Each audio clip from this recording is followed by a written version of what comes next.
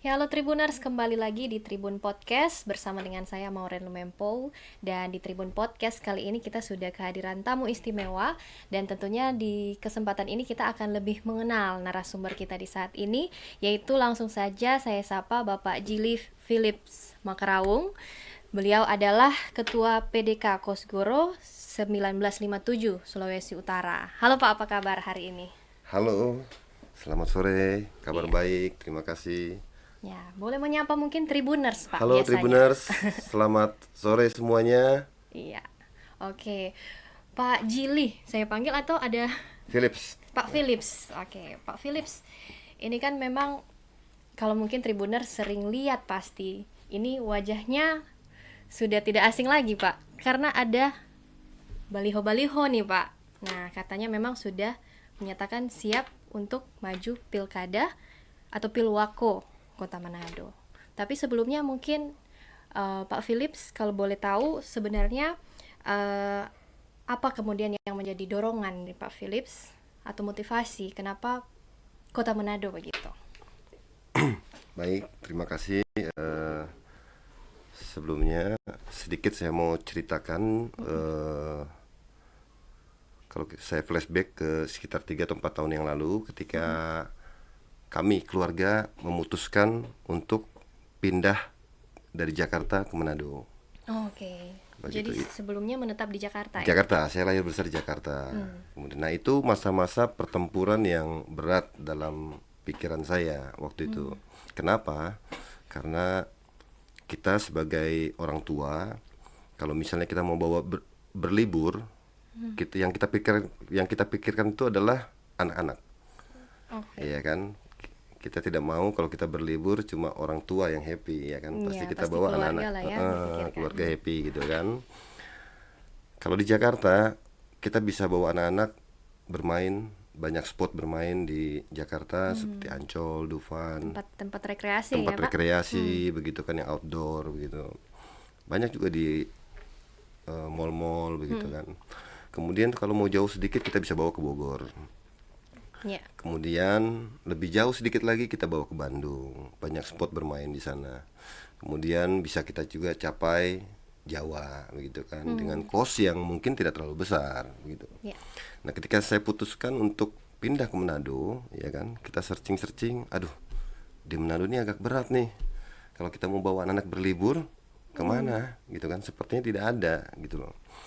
Kalaupun kita bawa, paling keluar Manado, begitu kan, dengan kos yang tinggi, demikian. Tapi mau tidak mau saat itu ya, kita putuskan untuk kita pindah ke Manado. Karena apa? Karena istri saya dinas Dinas di di sini, Manado. ya di Sulawesi Utara sini, di Kabupaten Mitra. Oke. Kabupaten Mitra. Kita putuskan pindah dan benar. Akhirnya ya di sini kita tidak bisa menemukan tempat rekreasi untuk anak-anak yang tepat gitu kan, paling cuma bawa ke mall dan mall cuma satu gitu kan kurang lebih gitu. Akhirnya kalau untuk berlibur ya kita bawa keluar begitu kan. Kosnya tinggi. Kosnya tinggi. Nah, dasar-dasar seperti inilah saya berpikir bahwa untuk menengah ke atas mungkin kita bisa ya spend money ya untuk begitu ya kan. Tapi bagaimana dengan yang menengah ke bawah? Seperti itu loh. Kemudian saya dipercayakan untuk memegang Kosgoro 1997 Provinsi Sulawesi Utara. Dalam perjalanannya kita menyaksikan, kita melihat bahwa sebenarnya spesifiknya di Kota Manado ini ada hal-hal yang bisa kita perbaiki, ada hal yang bisa kita backing lebih menarik begitu, Iya. yaitu kesehatan, pendidikan, pariwisata semuanya. Nah, dorongan-dorongan seperti inilah yang akhirnya membuat saya harus berbuat sesuatu untuk Manado. Jadi ayat yang mendorong saya, yang menjadi pendorong sangat kuat buat saya adalah Yeremia 29:7. Usahakanlah kesejahteraan kota di mana kamu aku buang. Berdoalah bagi kota itu karena kepada Tuhan, karena kesejahteraannya adalah kesejahteraan kamu juga. Artinya ketika saya melakukan sesuatu buat kota Manado ini, nantinya kita mensejahterakan kota Manado, kesejahteraan itu bukan cuma untuk kita, tapi untuk anak cucu kita nantinya. Iya. Nah, ini harus dipersiapkan dari sekarang. Hal-hal inilah yang mendorong saya akhirnya untuk oke, saya putuskan saya mau berbuat sesuatu untuk Manado ini. Kalau Tuhan berkenan, Tuhan izinkan saya untuk jadi pemimpin di Kota Manado. Kita akan buat Manado ini menjadi Manado yang berprestasi dan Manado yang menarik.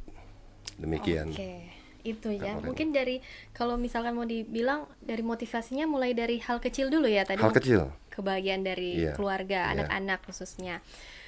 Kemudian ada kesempatan juga jadi ketua Kosgoro ya di Sulut.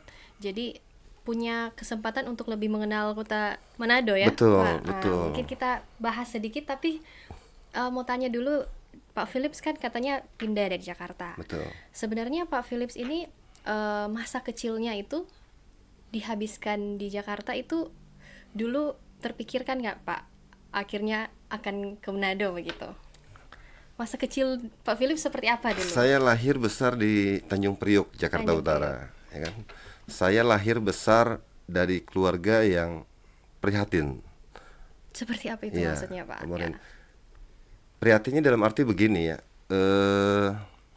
Orang tua saya adalah pensiunan polisi Airut dengan pangkat yang tidak terlalu tinggi. Kenapa papi saya waktu itu memutuskan untuk pensiun dini? Karena waktu itu kalau dianggap dengan posisinya saat itu, maka beliau almarhum tidak bisa menyekolahkan anak-anaknya, mengkuliahkan anak-anaknya gitu loh. Jadi waktu itu keputusan diambil untuk pensiun dini supaya bisa melakukan pekerjaan-pekerjaan lain untuk Untuk membiayai untuk anak-anak. membiayai kakak-kakak saya waktu itu untuk kuliah. Demikian. Nah, jadi masa prihatin kecil saya ini ya kan ini yang mendorong kita jadi pekerja keras. Ya. Bahkan saya pernah melakukan ya biasa ya, jualan koran di terminal gitu kan. Sempat Seperti juga itu, jualan koran, sempat Pak Philips. ya. Jualan SS, kalau di Jakarta dulu ada SS plastik begitu ya kan. Oh iya, Kita es jualan lilin. begituan ya. Ngamen gitu kan. Kemudian Tuhan memberikan saya karunia untuk bermain musik gitu loh. Jadi saya bermain musik. Hobi musik juga Pak. Hobi musik ya, saya hobi musik untuk membantu membiayai saya kuliah waktu itu. Kemudian masuk dalam dunia pekerjaan profesional ya kan, kita bekerja bertanggung jawab atas apa yang Tuhan percayakan ya sampai akhirnya ya Tuhan percayakan dengan posisi yang saat ini. Demikian. Oke, kalau boleh tahu Pak, saat ini lebih ke berarti ke pertambangan ya Pak kalau tidak salah. Betul, saya di pertambangan, di Oke. pertambangan. Seperti apa Pak? Perjalanan karirnya mungkin awal mulanya seperti apa mungkin? Jadi background saya adalah saya sarjana teknik sipil, civil engineer. Oh, oke. Saya civil engineer, saya bekerja waktu itu di properti, kemudian di dunia konstruksi ya, di dunia konstruksi ya, di dunia konstruksi di properti, kemudian saya dapat kesempatan untuk masuk ke dunia tambang di Kalimantan waktu itu. Nah, di dunia tambang ini saya perdalam lagi tetap untuk menangani konstruksi infrastruktur pertambangan.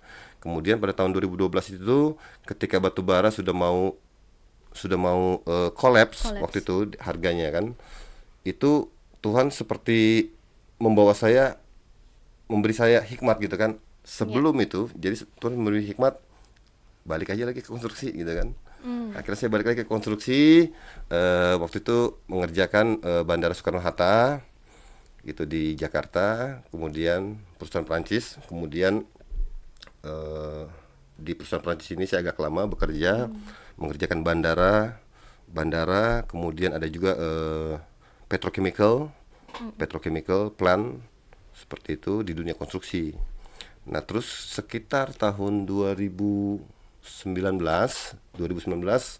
setelah saya bekerja di dunia konstruksi lagi, Tuhan seperti membawa saya coba deh balik ke tambang lagi gitu. Balik ke tambang nikel lagi gitu kan. Sudah, akhirnya Tuhan beri lagi ke tambang nikel gitu. Saya di Halmahera. Sampai sekarang ini balik ke tambang lagi. Pada saat saya pindah begitu ya kan, waktu itu COVID ya muncul ya, Iya, ya kan. COVID, Nah, itu dunia konstruksi hancur itu waktu itu tuh. Drop waktu itu dunia konstruksi ya kan. Tapi di pertambangan tetap jalan. Jadi dalam hidup saya ini Tuhan sudah menyelamatkan hidup saya itu Beberapa kali gitu loh ya. Jadi, ini yang saya syukuri oke. begitu loh. Pak Philips juga apa ya, maksudnya mengikuti juga dengan apa, mengarahkan hidup itu ke spiritual dengan sangat dekat dengan hidup yang spiritual, dekat dengan Tuhan seperti itu ya Pak Philips. Saya tahu Tuhan sayang sekali sama saya. Itu yang saya tahu. Oke. Oke, Pak Philips. Nah, saat ini kemudian dari istilahnya kalau dari konstruksi kemudian dunia pertambangan, eh, apa ya? Walaupun memang ada naik turunnya, tapi kan ya sudah mapan lah ya istilahnya. Terus Mm-mm. kenapa tertarik untuk terjun ke politik begitu, Pak? Apa mungkin ada jalan ceritanya begitu sampai kok bisa terjun di politik begitu? Ya itu yang tadi saya ceritakan, ini semua didasari ya kan oleh karena saya ingin berbuat sesuatu buat kota ya di mana saya tinggal. Hmm. Begitu ya kan. Kemudian slogan Kosgoro 1957 itu adalah pengabdian, kerakyatan dan solidaritas. Inilah yang mendorong saya sebagai ketua Kosgoro, dan memang karena saya juga mengalami ya waktu kecil ya kan hidup prihatin itu gitu kan. Iya. Jadi unsur kemanusiaan, unsur humanis ini yang menjadi tujuan saya gitu loh. Hmm. Karena saya pernah merasakan hidup di bawah gitu kan. Jadi makanya ketika melihat orang yang sulit, kita maunya tuh Ya, dorongan tergerak untuk gitu loh. mengangkat Iya, begitu. kita tergerak gitu untuk berbuat sesuatu Mengangkat kualitas seperti hidupnya itu. ya. Nah, Kosgoro inilah dengan slogannya pengabdian, kerakyatan dan solidaritas ini, saya pikir ini cocok buat saya nih. Hmm. Ini adalah apa ya? Rumah organisasi yang apa inline ya, Inline, sejalan lah ya. sejalan dengan Dorongan dari hati saya Pak seperti Philips. itu. Ya, makanya ketika saya dipercayakan pegang Kosgoro ini saya maksimalkan ini dengan apa? Dengan bantuan-bantuan yang sudah kita lakukan dari awal waktu saya dilantik, kemudian kegiatan donor darah waktu itu di Mantos. Kenapa donor darah ini saya lakukan pada saat itu? Karena saya mengalami, Mbak, waktu itu saya mau melahirkan. Istri saya mau Oke. melahirkan yang Sulit ya anak mungkin keempat ya. mendapatkan. Iya, saya diminta untuk cari kantong satu atau dua kantong darah Darah, begitu dan kan. itu Saya bilang, sulit. "Loh," saya bilang, "kan saya sudah bayar loh ke rumah sakit ya kan. Harusnya ini kan rumah sakit kan PMI kan begitu kan." Karena anak saya 4, yang 3 lahir di Jakarta.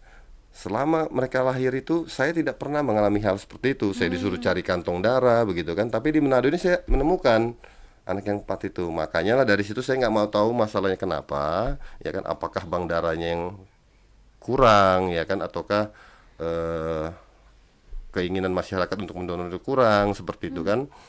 Tapi kami Kosgoro melakukan aksi waktu itu. Aksi donor darah ini adalah untuk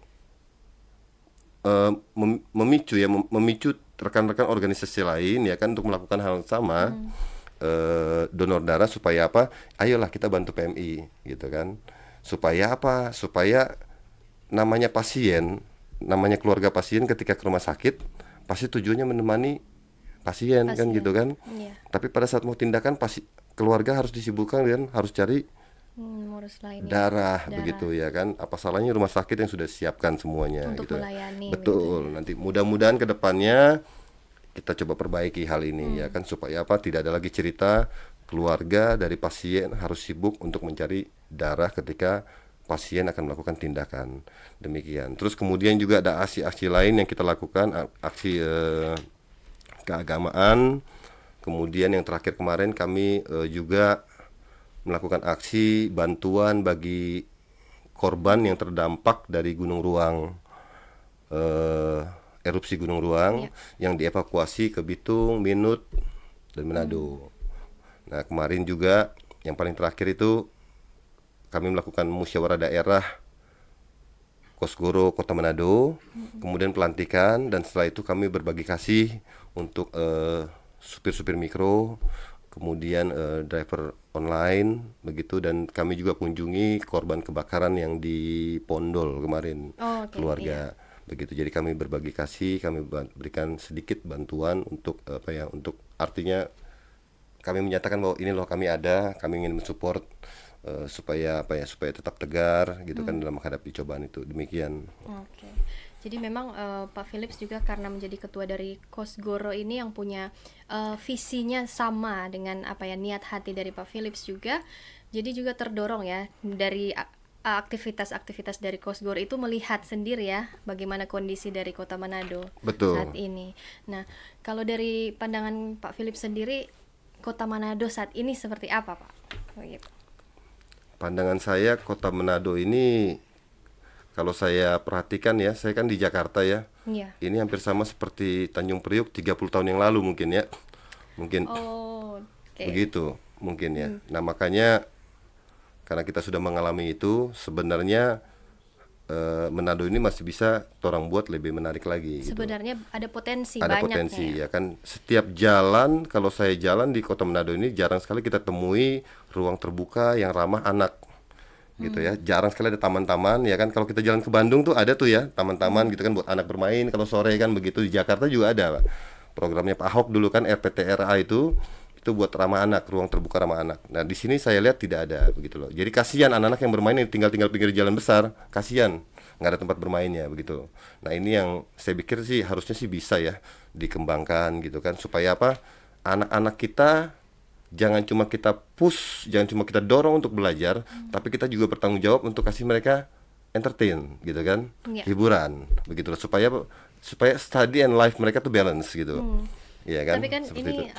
saat ini juga beberapa ada ya di beberapa titik di Kota Manado sudah mulai ada ruang-ruang terbuka tadi ya, mulai ada pembangunan. Menurut Pak Philips, Bagus, bagus. Kalau memang sudah ada, bagus itu terus dikembangkan gitu loh. Jadi orang ini harus perhatikan orang pe anak-anak begitu kan. Seperti itu. Kemudian juga hal-hal yang perlu ditertibkan harus kita tertibkan ya. Kita harus fair dengan itu ya kan. Kalau kita mau bikin Manado ini jadi menarik, ada hal-hal yang perlu ditertibkan ya kita tertibkan. Kita kembalikan kepada manfaatnya Iya. gitu. Seperti itu. oke. Pak Philips berarti kan ini sudah apa ya, menyerahkan surat rekomendasi ke penugasan ya untuk bakal calon wali kota atau seperti apa Pak? Sudah sejauh apa kesiapannya ini? Ya, jadi dari Partai Golkar itu saya mendapatkan sprint surat perintah sebagai Penugasan. bakal calon wali kota. Salah satu dari 4 kandidat yang ada di Partai Golkar. Jadi ini semua turun dari Dewan Pimpinan Pusat Partai Golkar langsung. Oke. Karena di Partai Golkar sendiri itu tidak diizinkan adanya penjaringan di tingkat kota kabupaten, tingkat provinsi. Jadi semua DPP yang menentukan seperti itu. DPP Nah, yang saya adalah menentukan. salah satu dari 4 kandidat itu. Oke. Nah, mekanismenya 4 kandidat ini harusnya menjalankan survei yang ditentukan sebagai mekanisme dari DPP. 3 kali survei. Tapi survei pertama ini yang menjalankan hanya kami berdua. Saya dengan kandidat yang lainnya. Oke, Demikian. begitu. Oke, Pak. Kalau misalkan ini kan berarti masih ada berproses juga akan ada apa untuk ke masyarakat begitu, turun langsung ke masyarakat untuk sosialisasi juga begitu ya. Kalau dari Pak Philip sendiri apa kemudian apa ya jadi prioritas dari Pak Philip sendiri untuk membangun Kota Manado itu dari segi mananya, Pak? Baik. Ini menarik nih. Semakin dalam pertanyaannya nih, Mbak Morin. Iya, ini kan kalau misalkan sudah jadi ya kan, Iya. makanya kita kan pasti berharapnya ya begitu iya, ke depannya. iya. Jadi ada beberapa hal yang jadi misi saya nantinya ya. Jadi sebelumnya saya ingin sampaikan bahwa saya punya visi. Saya punya visi ini Manado menjadi kota yang berprestasi dan menarik. Berprestasi, Berprestasi dan dan menarik. Berprestasi ini apa? Berprestasi ini artinya unggul. menarik. Ya, Kita akan usahakan Manado ini menjadi unggul dari kota-kota yang lain yang ada di Indonesia. Tapi berprestasi ini bukan cuma sekedar kata berprestasi. iya. Ini adalah singkatan berprestasi ini. Nah, apa itu, Pak? Bernya itu adalah bersih. Bersih. Iya. Oke. Kita akan buat Manado ini di setiap sudut, di setiap jalannya itu bersih. Iya. Kita siapkan tempat-tempat sampah ya kan, supaya apa? Supaya mudah nantinya untuk penanganannya. Demikian. Kemudian PR, berprestasi kan, PR ya. PR ini adalah prestis. Prestis ini apa? Prestis ini adalah wibawa. Kita akan mengangkat Manado ini menjadi kota yang berwibawa, terutama pegawai-pegawainya. Demikian, ya kan? Marilah sistem pegawainya itu berwibawa. Tadi saya sempat ngobrol-ngobrol tadi kan, kita ini sangat senang ya dengan pelayanan dari misalnya salah satu perusahaan ya kan, Iya. atau perusahaan dari bank atau apa gitu kan. Orang kalau masuk ke sana, orang nyaman dilayani kan begitu. Optimal lah pelayanannya. Iya kan begitu kan. Kenapa tidak bisa kita terapkan ini di Pelayanan publik pelayanan publik seperti itu. Tolong layani masyarakat gitu kan. Betul-betul kok begitu. Kalau saya pikir dengan taraf gaji ya kan, taraf salary saya pikir sama lah ya. Pelayanan bank, pelayanan mall, pelayanan saya pikir hampir sama lah ya kan so-so lah ya kan Iya. tidak terlalu inilah. Tapi kenapa kok pelayanannya di sana bisa lebih menarik gitu kan, bisa lebih kita nyaman kalau masuk ke sana. Kenapa? Ada SOP, ada standarisasi yang diterapkan seperti itu. Nah, kedepannya kalau Tuhan berkenan ya kita coba kembalikan ke marwahnya gitu kan. Jadi Manado ini jadi Manado yang berwibawa nantinya, ya kan? Iya. Begitu loh. Jadi supaya tuh tamu-tamu wisatawan datang ke sini ketika mereka mau datang ke pelayanan publik ya kan mereka sadap sekali nih pelayanan kan, ya kan? Nggak mau pulang ini begini. Nah, begitu Iya, kurang lebih ya mantap kan? lah pelayanan. Prestis wibawa. Kemudian S-nya itu apa? Estetis. Estetis ini adalah indah. Indah, betul. Estetis ya kan, indah. Kita kan buat Manado menjadi Manado yang indah. Di setiap sudut kota Manado itu harus indah. Kalau bisa wisatawan datang atau torang sendiri yang berdiam di Manado ini, torang lewat ke sana, torang mau bawa foto, ya kan? Gagah Jadi sekali kota nih yang ya tuh. cantik ya. Begitu, ya kan? Setiap sudut kota Manado ini kita akan buat menjadi indah. Saya pikir masih banyak spot-spot yang keren ya di sini ya kan, yang bisa dikembangkan lagi. Kalau sekarang kan masih tertuju semuanya ke arah Boulevard ya kan dan semua kita coba kembangkan lah ya di daerah-daerah lain ya kan supaya apa Manado ini jadi indah nantinya. Kemudian T-nya itu apa? Tadi kan berprestasi kan, T-nya itu adalah tertib. Kita akan buat Manado menjadi Manado yang tertib, teratur. Semua dikembalikan kepada manfaatnya. Semua yang sudah ada kita kembalikan, kita atur kepada manfaatnya supaya apa? Semuanya jadi tertib, teratur gitu. Enggak sembrono semuanya kan maunya semua, mau apa? Mau kalau orang Jakarta bilang mau gue aja kan gitu kan Nah, ya kan. iya, iya. Nah, kita enggak lah, enggak seperti itu. Kita atur supaya semua jadi tertib gitu kan. Kemudian A itu apa? A ini aman. Nah, ini yang paling penting.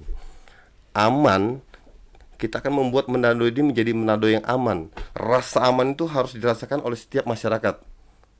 Rasa aman itu harus dirasakan oleh setiap pegiat usaha. Dan yang terutama rasa aman itu harus kita ciptakan untuk para wisatawan nantinya. Supaya apa? Mereka datang ke sini nggak merasa, aduh kita so hilang ini nih, kita so hilang ini, nyanda. Iya. Nggak seperti itu. Di Bali contohnya. Di Bali itu kalau torang parkir motor, kunci masih di situ, ya toh, torang nggak punya kunci, nggak akan hilang. Kenapa? Karena Bali adalah wilayah area wisatawan yang beragama. Nah, disinilah yang akan kita dorong nanti pemuka-pemuka agama. Ayo kita sama-sama dorong para jemaah-jemaah nantinya kan jemaat-jemaat di gereja, di masjid, di mana-mana ya kan. Mari kita sama-sama yuk kita ciptakan rasa aman untuk Manado ini. Kemudian yang terakhir adalah serasi. Serasi itu adalah harmonis. Iya. Jadi semua masyarakatnya, semua segmentasi dari masyarakat, semua elemen dari masyarakat berjalan secara harmonis. Tidak ada yang didahulukan, tidak ada yang ditinggalkan. Demikian, semua berjalan secara harmonis supaya apa? Supaya Manado bisa jadi Manado yang berprestasi. Oh, Kalau Manado udah jadi berprestasi, udah pasti menarik barang itu. Begitu. iya. Tentunya kalau sudah berprestasi menarik. Nah, ini kan akan memunculkan investor begitu. Nah, Pasti, begitu bagaimana sudah. kira-kira apa ya strategi ya kalau dari Pak Philip sendiri untuk meningkatkan apa ya perekonomian di Manado ini? Mungkin dari pariwisata atau seperti apa dan apa yang mau diunggulkan dari Manado dari segi pariwisatanya begitu. Ya, sebenarnya Manado ini kalau kita gambarkan ya, Manado ini adalah kota jasa. Jasa di bidang apa? Jasa di bidang pariwisata. Ya kan, banyak spot indah tadi yang bisa dikembangkan, bisa dimaksimalkan, begitu, seperti itu ya kan. Target saya adalah ya nanti ke depannya kita buka peluang investasi sebesar-besarnya terutama di bidang pariwisata, begitu. Saya juga rencananya ke depan di bidang pendidikan itu kalau kita udah ngobrol-ngobrol ya kan, Ya. kita kalau Tuhan berkenan, ya kan, kita akan bangun sekolah tinggi pariwisata di sini yang bertaraf keren lah pokoknya gitu kan. Supaya apa? Supaya kita ciptakan anak muda ini mereka punya apa ya? Punya bekal, ya kan? Mereka Iya. punya bekal untuk bagaimana sih mengembangkan pariwisata ini yang semakin menarik gitu buat Manado. Supaya apa? Supaya investor bisa datang lagi. Seperti itu. Jadi pariwisata tadi kita coba undang investor yang bergerak di bidang pariwisata. Oke, jadi itu ya mau digerakkan lebih ke dari pariwisatanya juga ya Pak. Ya. Nah, ini kan juga tadi mau singgung soal bagaimana keamanan juga, bagaimana tadi sempat dibilang dari kalau di Bali itu seperti apa. Nah, bagaimana menurut Pak Philips kalau dari masyarakatnya sendiri, dari SDM lah Kota Manado ini, menurut Pak Philips apakah siap dengan apa ya? Ini kan jadi Kota Manado juga jadi pintu gerbang ya kan, karena ada pelabuhan begitu, kota ibu kota provinsi juga. Kalau dari Pak Philips sendiri untuk apa nih meningkatkan SDM Kota Manado selain dari apa ya tadi Pariwisata. perisata itu akan seperti apa Pak? Ya, jadi salah satu target juga saya yang akan saya coba kembangkan di Manado ini nantinya adalah bidang pendidikan. Ya. Bidang pendidikan. Ada salah satu tokoh nasional yang fenomenal buat saya, ya kan. Beliau sukses di karirnya, beliau sukses sebagai pengusaha, beliau sukses sebagai birokrat, tapi beliau tidak tinggalkan daerahnya. Beliau bangun daerahnya itu. Oke, jadi Beliau, inspirasi juga ya. ya, saya terinspirasi gitu kan. Artinya dengan kapasitas yang beliau miliki, beliau dapat menarik eh, nasional untuk turun ke daerahnya itu. Bahkan beliau mungkin dengan kapasitasnya ya, dengan kapasitasnya sebagai pengusaha, beliau bangun satu sekolah institut teknologi bertaraf internasional di sana. Artinya apa? Artinya beliau tidak memikirkan dirinya sendiri. Beliau membangun sekolah itu ya kan untuk apa? Untuk mempersiapkan generasi-generasi daerahnya nanti ya kan memiliki bekal pengetahuan supaya apa? Supaya bisa terjun di skala nasional. Betul. BUMN, kementerian Tidak seperti kalah itu. saing lah ya Tidak dengan kalah saing daerah-daerah yang begitu. lain. Nah, ini akan kita coba terapkan supaya apa? Kedepannya ada putra-putri Sulawesi Utara, Manado khususnya yang bisa tampil di ajang-ajang nasional. Mungkin sekarang ada, kita tidak menutup mata ada gitu kan, tapi mungkin bisa kita hitung terbatas lah ya gitu kan. Nah, kita coba mendongkrak lagi, menstimulus lagi hal ini pendidikan supaya apa? Kedepannya kita berharap ada tokoh-tokoh muda dari Sulawesi Utara, Manado tampil di ajang nasional lebih banyak lagi. Aduh, luar biasa. Amin lah. Amin. Amin. Nah, Pak Philips, ini mungkin kurang lebih juga sudah kurang lebih 30 menit kita bincang-bincang. Mungkin singgung sedikit mengenai keluarga Pak Philips. Bagaimana peran dari, kan istri dari Pak Philips juga terpilih ya sebagai anggota Iya. dewan. Nah, peran keluarga untuk karir Pak Philips dari dulu sampai sekarang dan ke depan ini seperti apa Pak Philips? Kalau ditanyakan peran keluarga, saya bisa ada sampai hari ini salah satunya adalah karena dukungan dari keluarga, dari istri saya. Demikian. Jadi ketika kita putuskan sesuatu itu harus berdasarkan komunikasi dua arah. Nah, Kalau di tambang perlu ini. harmonis Kalau keluarga ini. iya, kalau di tambang ini perlu komunikasi dua arah itu perlu. Jangan sampai Iya. dapat suap dari ekskavator nanti apa gitu. Jadi Oke. komunikasi dua arah ya kan supaya apa? Supaya orang sepakat.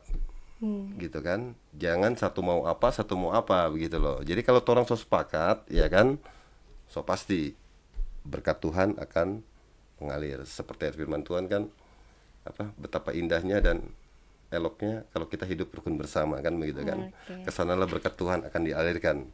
Demikian juga untuk keluarga kita. Jadi saya ada di titik ini semua berkat dukungan dari keluarga. Oke, berarti memang keluarga dulu harmonis ya, baru mau jadi kota yang dipimpin harmonis juga. Harus dong. Istri saya juga kemarin ketika maju di Pileg ya kan, beliau dari PNS tadi yang saya sampaikan gitu kan. Nah ini kan hal yang tidak mudah nih untuk memutuskan Meninggalkan, seperti ini ya kan, begitu. Cuma karena saya sudah ada di lingkaran Kosgoro, di lingkaran Partai Golkar, ya kita harus berbuat sesuatu gitu kan untuk Partai Golkar. Jadi ya waktu itu ya kita putuskan bersama bahwa oke, kita istri keluar dari PNS, kemudian maju Mencalonkan, ya untuk mendukung Partai Golkar di Dapil 382. Demikian. Oke, menarik sekali. Mungkin menutup bincang-bincang kita di saat ini, Pak Philips, pesan-pesan atau harapan terbesar Anda untuk masyarakat Kota Manado tentunya. Silakan. Harapan saya untuk masyarakat Kota Manado ya, itu yang tadi sudah saya sampaikan bahwa saya mempunyai mimpi, saya mempunyai harapan kalau Tuhan berkenan ya kita buat Manado ini menjadi Manado yang berprestasi dan menarik, begitu. Di mana masyarakatnya semuanya happy.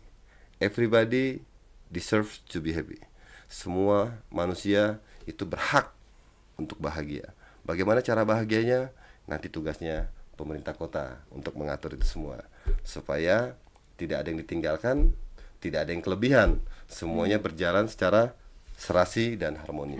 Demikian. Oke, terima kasih sekali lagi Terima Pak kasih. Gili Philips Makaraung. Terima kasih sudah berbagi dengan kita di Tribun Podcast saat ini. Semoga jadi inspirasi juga untuk Tribuners yang menyaksikan. Sampai jumpa di Tribun Podcast lainnya.